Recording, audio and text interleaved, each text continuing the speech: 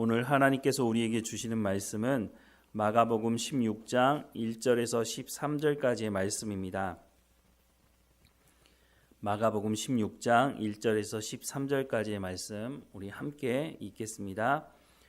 안식일이 지남에 막달라 마리아와 야고보의 어머니 마리아와 또 살로메가 가서 예수께 바르기 위하여 향품을 사다 두었다가 안식 후 첫날 매우 일찍이 해 돋을 때에 그 무덤으로 가며 서로 말하되 누가 우리를 위하여 무덤 문에서 돌을 굴려 주리요 하더니 눈을 들어본즉 벌써 돌이 굴려져 있는데 그 돌이 심히 크더라. 무덤에 들어가서 흰옷을 입은 한 청년이 우편에 앉은 것을 보고 놀라매 청년이 이르되 놀라지 말라. 너희가 십자가에 못 박히신 나사렛 예수를 찾는구나. 그가 살아나셨고 여기 계시지 아니하니라. 보라, 그를 두었던 곳이니라. 가서 그의 제자들과 베드로에게 이르기를 예수께서 너희보다 먼저 갈릴리로 가시나니 전에 너희에게 말씀하신 대로 너희가 거기서 배우리라 하라 하는지라. 여자들이 몹시 놀라 떨며 나와 무덤에서 도망하고 무서워하여 아무에게 아무 말도 하지 못하더라. 예수께서 안식 후 첫날 이른 아침에 살아나신 후 전에 7 귀신을 쫓아내어 주신 막달라 마리아에게 먼저 보이시니 마리아가 가서 예수와 함께 하던 사람들이 슬퍼하며 울고 있는 중에 이 일을 알림해 그들은 예수께서 살아나셨다는 것과 마리아에게 보이셨다는 것을 듣고도 믿지 아니하니라. 그 후에 그들 중 2 사람이 걸어서 시골로 갈 때에 예수께서 다른 모양으로 그들에게 나타나시니 2 사람이 가서 남은 제자들에게 알리었으되 역시 믿지 아니하니라. 아멘. 마가복음을 보면 다른 복음서와 좀 다르게 제자들이 예수님의 말씀을 듣고도 예수님의 말씀을 잘 믿지 않는 모습을 보여주고 있습니다. 예수님을 만났다고 하는 예수님의 부활의 소식을 들었다고 전해주는 이 말도 오늘 본문에 보면 믿지 않았다라고 말씀을 하고 있습니다. 오히려 마가복음을 보면 예수님과 거리가 있는 사람들, 이방인들 이런 사람들을 통해서 오히려 예수님의 말씀을 잘 듣고 순종한 모습을 보여주고 있습니다. 우리가 앞서 봤던 본문에 보면 백부장이라고 하는 이방인이 그것도 예수님과 특별한 관계가 없었던 이 사람이 그 모든 과정을 지켜보고 예수님께서 십자가에 죽으시는 모든 과정을 지켜보고 이 사람은 진실로 하나님의 아들이었도다라고 하는 고백을 하고 있는 것을 봅니다.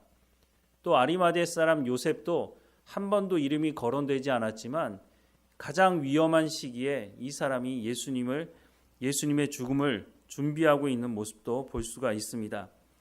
오늘 본문도 마찬가지인데 1절부터 6절 말씀을 보면 안식일이 지나며 막달라 마리아와 야고보의 어머니 마리아와 또 살로메가 가서 예수께 바르기 위하여 향품을 사다 두었다가 안식 후 첫날 매우 일찍이 해 돋을 때에 그 무덤으로 가며 서로 말하되 누가 우리를 위하여 무덤 문에서 돌을 굴려 주리요 하더니 눈을 들어본즉 벌써 돌이 굴려져 있는데 그 돌이 심히 크더라.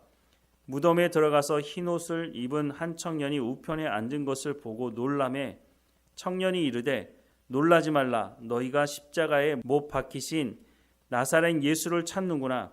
그가 살아나셨고 여기 계시지 아니하니라. 보라, 그를 두었던 곳이니라 라고 하는 말씀을 듣게 됩니다. 가장 위험할 때 아닙니까? 예수님이 십자가에 못 박혀 죽으셨으니 예수님을 따르던 사람들이 자신이 예수님의 제자였던 것이 드러나게 되면 이 사람들도 갇히거나 죽거나 할 수 있는 상황임에도 불구하고 그래서 제자들은 다 숨어 있었죠.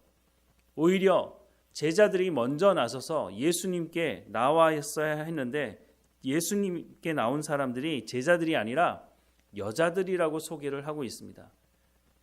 우리가 이 말씀을 그럴 수 있나 보다, 그런가 보다 라고 생각을 할 수 있을지 모르지만 그 당시 상황으로 보자면 이거 정말 혁명적인 일입니다.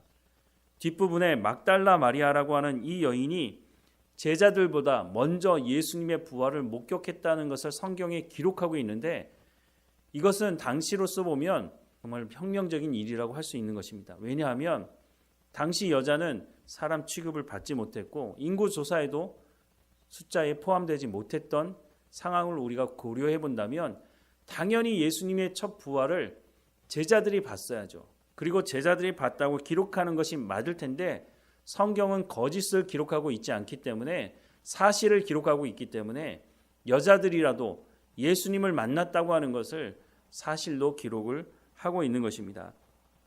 9절부터 11절에 보면 예수께서 안식 후 첫날 이른 아침에 살아나신 후 전에 7 귀신을 쫓아내어 주신 막달라 마리아에게 먼저 보이시니 마리아가 가서 예수와 함께 하던 사람들이 슬퍼하며 울고 있는 중에 이 일을 알림에 그들은 예수께서 살아나셨다고 하는 것과 마리아에게 보이셨다는 것을 듣고도 믿지 아니하니라 라고 말씀을 하고 있습니다. 예수님은 살아계실 때 이미 자신의 죽음과 부활에 대해서 분명히 말씀하셨습니다. 그런데 살아계실 때도 예수님의 말씀을 듣지 않았던 제자들이었는데 예수님이 부활하셨다고, 죽으셨는데 부활하셨다는 소식을 믿을 리가 만무한 것입니다. 그런데 예수님은 분명히 말씀하셨죠. 그리고 막달라 마리아뿐만 아니라 다른 여자들이 예수님을 목격하고 그것을 제자들에게 알렸음에도 불구하고 제자들은 여전히 믿지 않고 있습니다. 12절과 13절 말씀에도 보면 그 후에 그들 중 2 사람이 걸어서 시골로 갈 때에 예수께서 다른 모양으로 그들에게 나타나시니 2 사람이 가서 남은 제자들에게 알렸으되 역시 믿지 않았다고 말씀을 하고 있습니다. 이 2 사람은 아마 12 제자 중에 2 사람이 아닌가 하는 생각을 해봅니다. 이 사람들이 처음에는 예수님을 못 알아봤던 것 같습니다. 왜냐하면 오늘 본문에도 보면 다른 모양이라고 말씀하고 있습니다. 나중에 우리가 또 볼 수 있겠지만 부활 후에 우리의 모습이 지금 우리의 모습과는 다른 모습이 아마 될 거라고 생각이 듭니다. 예수님이 부활의 첫 열매가 되셨는데 아마 그런 모습으로 보여진 것을 보면 우리도 그러지 않을까 하는 생각을 합니다. 어쨌든 다른 모양이라 할지라도 3년 동안 예수님과 제자들이 함께 하지 않았습니까? 그리고 제자들이 이 모습을 목격하고 다시 돌아와서 다른 제자들에게 내가 부활하신 예수님을 만났다라고 하는 그 말을 해 주었음에도 불구하고 여전히 제자들은 믿지 않았다라고 말씀을 하고 있습니다. 우리는 이런 모습을 보면서 내가 만약 그 현장에 있었더라면 과연 나는 예수님을 믿을 수 있었을까? 조금 전에도 말씀을 드렸지만 제자들은 예수님께서 살아 계실 때 하신 말씀도 듣지 않았고 믿지 않았습니다. 그런데 예수님이 죽고 부활하셨다? 그 말은 더더욱 믿을 수 없었다는 것입니다. 과연 우리는 이 시대를 살아가는 우리는 예수님께서 부활하셨다는 이 소식을 듣고 우리가 부활주일도 지키고 우리가 부활하신 예수 그리스도를 통해서 복음을 듣게 되었다고 말하지만 정말로 예수님께서 부활하셨다는 그 소식을 그 당시에 우리가 들었다면 과연 우리는 그 소식을 듣고 믿고 순종했을까 하는 생각을 해보게 됩니다. 그렇다고 해서 예수님께서 제자들을 버리신 것이 아닙니다.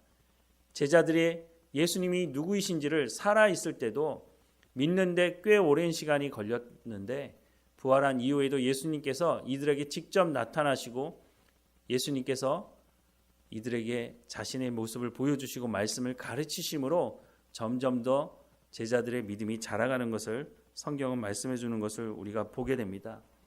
우리도 마찬가지라는 생각이 듭니다. 우리의 믿음 없음을, 우리의 믿음의 연약함을 예수님 앞에 고백하면서 하나님 내가 그런 사람입니다.